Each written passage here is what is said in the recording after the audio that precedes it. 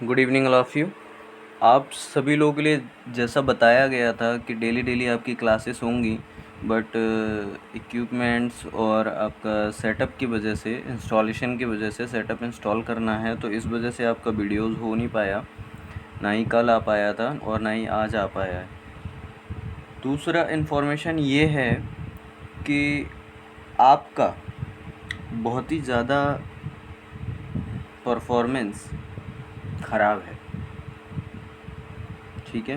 Performance जो है वो बहुत ज़्यादा ख़राब है, ठीक है ना। परफॉर्मेंस मीन्स ये बोलूँगा कि आप लोग वॉच तो कर रहे हैं, ऐसा नहीं है वॉच नहीं कर रहे हैं, बस व्यू करके एक बार 2 मिनट देखा, 3 मिनट देखा, तो इससे क्या फ़ायदा है? मेरी मेहनत का क्या मतलब है? इसका तो कोई फ़ायदा नहीं है ना मेहनत करने का। आप पूरा वीडियो देख भी नहीं पा रहे हो, कंप्लीट वीडियो देखिए, जिससे कि आप तक जो मैं पहुंचाना चाह रहा हूं वो पहुंच पाए। अगर आप यही नहीं देख रहे हो तो फिर जब मैं आपको बोर्ड पे स्टडी करने को बोलूँगा, बोर्ड पे जब मैं टीच करूँगा, आपको पढ़ाऊँगा, ठीक है, तब आप कैसे पढ़ोगे? सुन ही नहीं पा रहे हो आप, ईयरफोन लगाना है, बस सुनना है ना। ये और तीसरी मोस्ट इम्पॉर्टेंट बात ये है कि आप सभी लोगों के लिए सेट का जो एग्ज़ाम है वो किस किस एग्ज़ाम के लिए एलिजिबल रहेगा या किस किस कैंडिडेट के लिए रहेगा, वो एक एग्ज़ाम, एक कॉमन एलिजिबिलिटी टेस्ट रहेगा ये, ठीक है।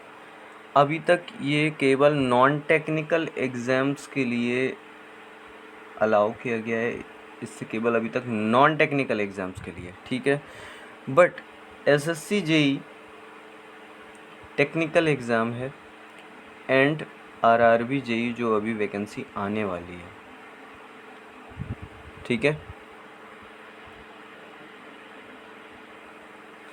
उसके लिए अभी अलाउ नहीं किया, ठीक है। अभी वो यही कह रहा है कि अभी ये हो सकता है अलग की जा सके, ठीक है, जैसा कि इसका रिक्रूटमेंट चल रहा था वैसे ही चले। क्यों? क्योंकि एसएससी जेई में क्या होता है, एसएससी जेई में 2 पेपर होते हैं, पेपर 1 एंड पेपर 2। इसमें टेक नॉन टेक दोनों होता है, ठीक है, और इसमें टेक होता है, ठीक है। सेम एज इट इज़ अगर देखा जाए आरआरबी जेई में, आरआरबी जेई के 2 पेपर होते हैं, CVT 1 CVT 2, 1 एंड 2, ठीक है। तो आरआरबी जेई में क्या होता है, मैं अगर आरआरबी जेई की बात करूं, उसमें भी 2 पेपर होते हैं, 1 एंड 2, दोनों ही ऑप्शनल होते हैं, है ना, मल्टीपल चॉइस क्वेश्चन होते हैं, ऑब्जेक्टिव, ठीक। तो इसमें क्या है, इसमें पहला पेपर नॉन टेक होता है।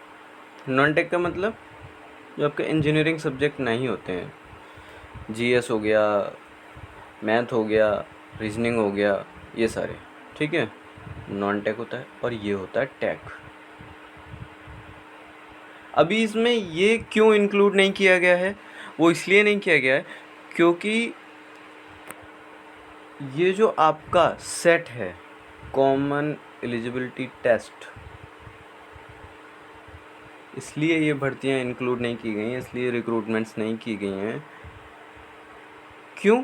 क्योंकि सीईटी जो होता है वो टोटली नॉन टेक होता है, totally non technical based syllabus होता है इसका, ठीक है, ठीक है ना। तो बस शिकायत आप लोगों से ये है कि आप लोग पढ़ नहीं रहे ठीक से पढ़िए, अच्छे से पढ़िए। अभी बस कानों में आप लोग ईयरफोन लगा के सुन नहीं पा रहे हैं, तो फिर आंखों से देखेंगे क्या? एक जगह बैठ के तो देख भी नहीं सकते, इतना समय नहीं है आप लोगों के पास, मेरी मेहनत करने का कोई फ़ायदा नहीं है। बट वीडियोस लेट इसलिए हो रही हैं क्योंकि इंस्टॉलेशन में टाइम लगता है, कोई भी वर्क होता है भाई, देखो सुनो, सिविल फाइनल ईयर वाले बहुत ध्यान से सुन रहे होंगे, क्योंकि मोबिलाइजेशन जो होता है ना, मोबिलाइजेशन किसी भी वर्क के लिए, पढ़े हो ना मोबिलाइजेशन, QSB में, क्वांटिटी सर्विंग एंड वैल्यूएशन में, तो किसी भी काम की शुरुआत में थोड़ा प्रॉब्लम तो आती है, थोड़ी आपको आएगी, थोड़ी मुझे, ठीक है, लेकिन उससे लड़ना है, उससे एडजस्ट करना है उसको, ठीक है ना। तो मैं ये चाह रहा हूँ कि सारी वीडियोस आपको अब सीधे डायरेक्टली बोर्ड पे ही मिले, है ना,